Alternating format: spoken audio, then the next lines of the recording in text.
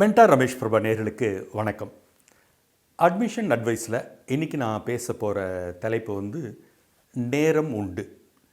நேரம் உண்டுன்னு நான் மீன் பண்ணுறது என்ன, எல்லா விஷயங்களுக்குமே ஒரு அவகாசம் இருக்குது, எல்லா விஷயங்களுக்குமே ஒரு கால அவகாசம் இருக்குது. ஒன்றும் ஆயிடாது.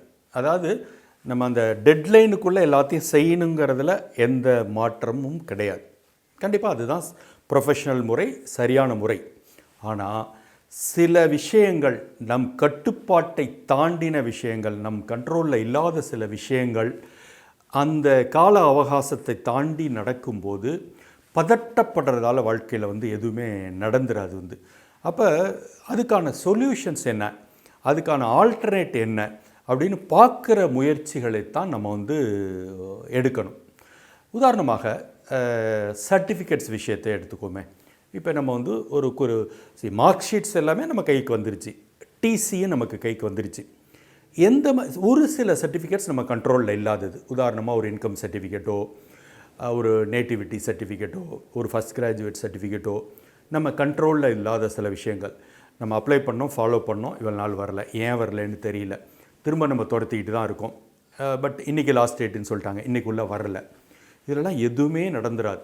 எல்லா இடத்துலையுமே நம்ம இதெல்லாம் ஆப்ஷனல் சர்டிஃபிகேட்ஸ். அப்போ ஒரு நேரம் கேட்டு வாங்க முடியும். ஒன்றும் இல்லை, இப்போ நீங்கள் ஒரு காலேஜுக்கு போகிறீங்க, அட்மிஷன் ப்ராசஸ்க்கு எல்லா டாக்குமெண்ட்ஸையும் எடுத்துகிட்டு போகிறீங்க.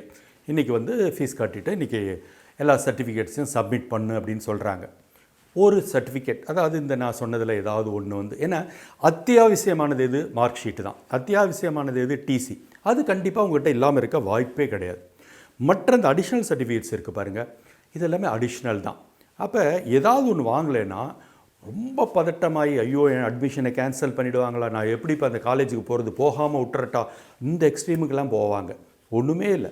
அந்த காலேஜில் போய் ப்ராக்டிக்கலாக சொல்லுங்கள், சார் நான் ஆன்லைனில் பண்ணி அப்ளை பண்ணி இத்தனை நாள் ஆச்சு, பாரு ரசீது கூட வச்சுருக்கேன், என்னன்னு தெரியல சார், எனக்கு கொஞ்சம் டைம் கொடுங்களேன் அப்படின்னு சொன்னீங்கன்னாக்கா காலேஜுக்காரங்களே புரிஞ்சுக்குவாங்க. ஏன்னா அவங்களுக்கு இந்த மாதிரி நீங்கள் ஒருத்தர், அவங்க ஒரு 10,000 பேரை தொடர்ந்து பார்த்துக்கிட்டே இருக்காங்க.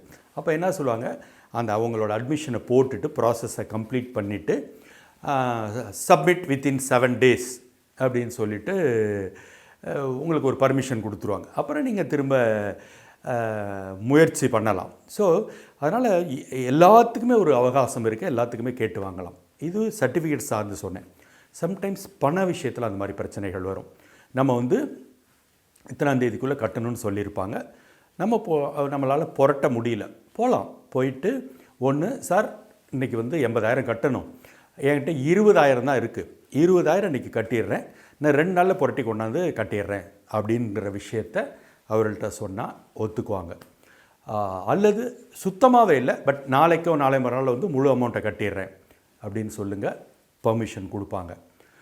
சில பேர் பேங்க் லோனை நம்பி இருப்பாங்க. அப்போ சார் நான் முழுக்க பேங்க் லோன் நம்பி தான் போகிறேன், இந்த பாருங்கள் ப்ராசஸிங் நடந்துக்கிட்டு இருக்குது, நான் உங்களுக்கு என்டையர் அமௌண்ட் பேங்க்லேருந்து டிடியாக வந்துடும், எனக்கு ஒரு 5 நாள் டைம் கொடுங்க, 10 நாள் டைம் கொடுங்க அப்படின்னா அதற்கும் டைம் கொடுப்பாங்க.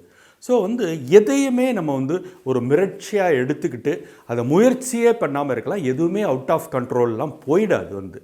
ஸோ அதனால் தயவுசெய்து எல்லா விஷயங்களுக்குமே ஒரு நேரம் உண்டு, அப்படிங்கிற அவகாசம் உண்டு அப்படிங்கிறத மனசில் வச்சுக்கிட்டு செயல்படுங்க. பதட்டமே அவசியம் இல்லை. இந்த வீடியோ பயனுள்ள நினச்சிங்கன்னா நண்பர்களுக்கு ஷேர் பண்ணுங்கள், அவர்களும் பார்த்து பயனடையட்டும். மென்டார் ரமேஷ் பிரபா இதுவரை சப்ஸ்கிரைப் பண்ணலையா, இப்போவே சப்ஸ்கிரைப் பண்ணுங்கள். நன்றி, வணக்கம்.